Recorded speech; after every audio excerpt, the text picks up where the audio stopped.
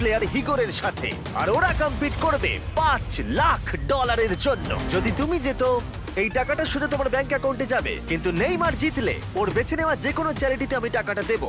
বুঝে গেছো? হ্যাঁ বুঝেছি। আমায় ক্ষমা করো, তুমি হেরে যাবে। আরে নেইমার বলছে তুমি হেরে যাবে, তোমার কি এটাই মনে হয়? না, একদমই না। ঠিক আছে, নেইমার এটা থেকে ভয় পাবে না।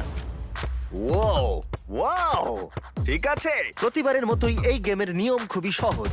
আমরা শুরু করব একটা পেনাল্টি শুট আউট দিয়ে। দুজনে স্কোর করলে আমরা 15 পা করে পিছিয়ে যাব। ততক্ষণ আমরা এটা করে যাব যতক্ষণ না একজন স্কোর করে আর একজন মিস করে দেয়। কে প্রথমে শুরু করবে? চলো। Rock paper scissor shoot. আমি আমি জিতে প্রথম। গেছি। তাহলে নেইমার প্রথমে। এতে পুরো চাপটা আমার উপরেই পড়বে।